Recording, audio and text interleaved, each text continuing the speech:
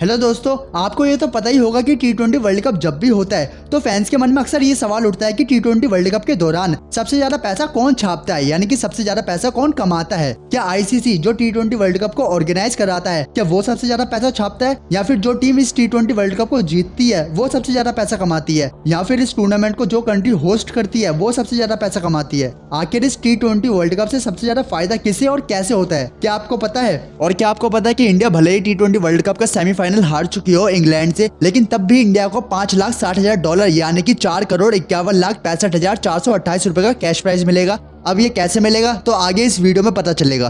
तो आओ दोस्तों, इस वीडियो के थ्रू हम समझने की कोशिश करते हैं कि आखिरकार T20 वर्ल्ड कप का बिजनेस मॉडल काम कैसे करता है। तो इसकी स्टार्टिंग हम इसके प्राइज मनी से ही करते हैं। इस पूरे T20 वर्ल्ड कप में टोटल $5.6 मिलियन का प्राइज मनी दिया जाएगा आईसीसी के द्वारा। अब ये $5.6 मिलियन की प्राइज मनी में क्या क्या होगा इसको समझते हैं।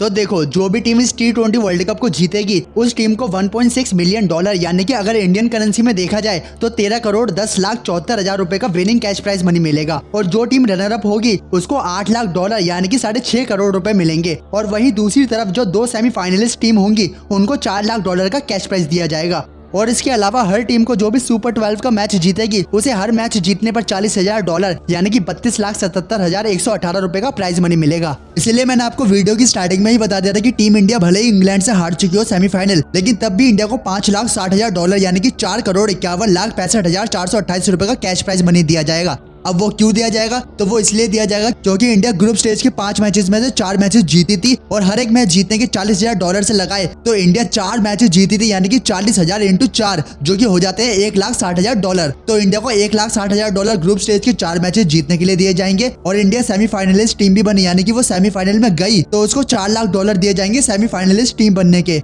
तो अब ग्रुप स्टेज की प्राइज मनी और सेमीफाइनल की प्राइज मनी को टोटल करे तो वो होंगे $5,60,000 जो कि इंडिया को दिए जाएंगे। तो दोस्तों, ये थी कुल मिलाकर टोटल $5.6 मिलियन की प्राइज मनी जो इस वर्ल्ड कप के दौरान दी जानी है। और इस प्राइज मनी का सारा खर्चा आईसीसी ही उठाएगा। और इस खर्चे के अलावा आईसीसी अंपायर्स और कमेंटेटर्स की पर मैच फीस से लेकर के वर्ल्ड कप के आयोजन में होने वाली तमाम चीजों के लिए सारा खर्चा खुद ही करेगा। और दोस्तों, आईसीसी ने अंपायर्स के लिए एलाइट पैनल बनाया है और कमेंटेटर्स को 3 कैटेगरीज में बांटा है। जैसे एग्जाम्पल के तौर पे जो अंपायर्स की एनुअल सैलरी होती है वो होती है $40,000 से $1 लाख के करीब। और मोस्टली अंपायर्स की $1 लाख के करीब होती है एनुअली सैलरी। और अंपायर्स को हर मैच के अलग से फी और मिलती है, जिसमें पर टेस्ट मैच की फीस $5,000 मिलती है, ओडीआई की $3,000 और T20 की पर मैच फी $1,500 मिलती है। अब सवाल उठता है कि आईसीसी के पास इतना खर्चा करने के लिए पैसा कहाँ से आता है। तो देखो, आईसीसी का सबसे पहला और मेन सोर्स है इनकम जनरेट करने का, वो है broadcasting rights. ICC TV channels और स्ट्रीमिंग सर्विसेज को ब्रॉडकास्टिंग राइट्स बेचती है, या यूं कहूं कि परमिशन देती है कि वो अपने चैनल्स पर इस मैच की लाइव स्ट्रीमिंग कर सके, जिस पर हम सब लाइव मैच देख सके।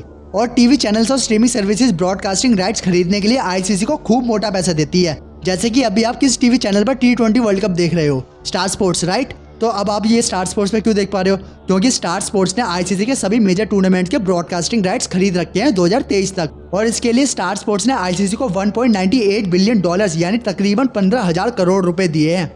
इसके अलावा आईसीसी को स्पॉन्सर से भी बहुत अच्छा पैसा मिलता है, जैसे कि Oppo, Nissan, MRF tyre, Booking.com, Byju's और भी स्पॉन्सर्स कंपनीज है जो अपने अपने एड्स दिखाने के लिए आईसीसी को खूब मोटा पैसा देती है। और हाँ, इनके जो स्पॉन्सर्स है वो अलग अलग कैटेगरीज में डिवाइडेड है, जैसे कि partners, global partners, category partners and social media partners.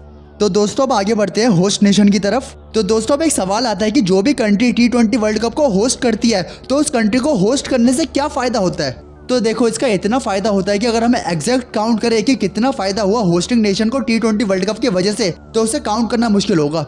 लेकिन फिर भी अगर हम मोटा मोटा समझने की कोशिश करें तो देखो, जब भी T20 वर्ल्ड कप होता है किसी भी कंट्री में तो वहाँ पे टूरिज्म बढ़ जाता है, क्योंकि फॉरेन से लोग आते हैं वर्ल्ड कप देखने के लिए और अपनी टीम को चीयर करने के लिए। और जब लोग फॉरेन से आते हैं तो ऑब्वियस सी बात है वो रुकेंगे भी कुछ दिन, और जब वो रुकेंगे तो वो होटल्स बुक करेंगे रुकने के लिए, खाना खाने के लिए रेस्टोरेंट्स बुक करेंगे और घूमने फिरने के लिए टैक्सीज और कैब बुक करेंगे और बहुत कुछ करेंगे। और इन सब चीजों की वजह से कंट्री के पास और लोगों के पास काफी पैसा आएगा।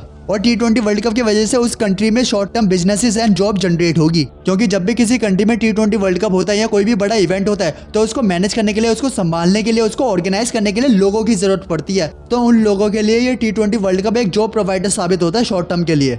और इन सब चीजों की वजह से वर्ल्ड कप को होस्ट करने वाली कंट्री की इकोनॉमी में पॉजिटिव इंपैक्ट पड़ता है और जीडीपी में भी सुधार आता है। और इसके अलावा उस कंट्री की स्टेबिलिटी भी बढ़ जाती है।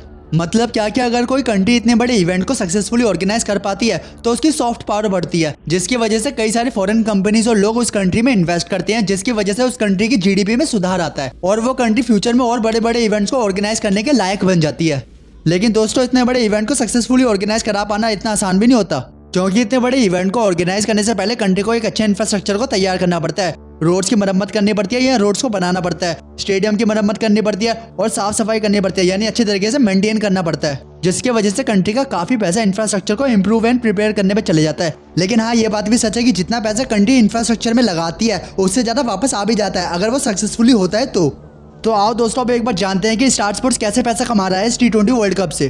तो दोस्तों, इसका आंसर भी स्पॉन्सर्स ही है और इस T20 वर्ल्ड कप 2022 के लिए स्टार स्पोर्ट्स के main sponsors dream 11, Coca Cola and et cetera companies है। और दोस्तों, यहाँ एक इंटरेस्टिंग थिंग ये है कि एक T20 वर्ल्ड कप के पूरे मैच के दौरान टोटल 2700 सेकंड यानी कि 45 मिनट के एडवर्टाइजमेंट दिखाए जाते हैं, लेकिन आईपीएल में ये टाइम इंक्रीज होकर के 3000 सेकंड यानी कि 50 मिनट तक हो जाता है। यानी आईपीएल के दौरान 300 सेकंड यानी कि 5 मिनट ज्यादा एड्स दिखाई जाती है।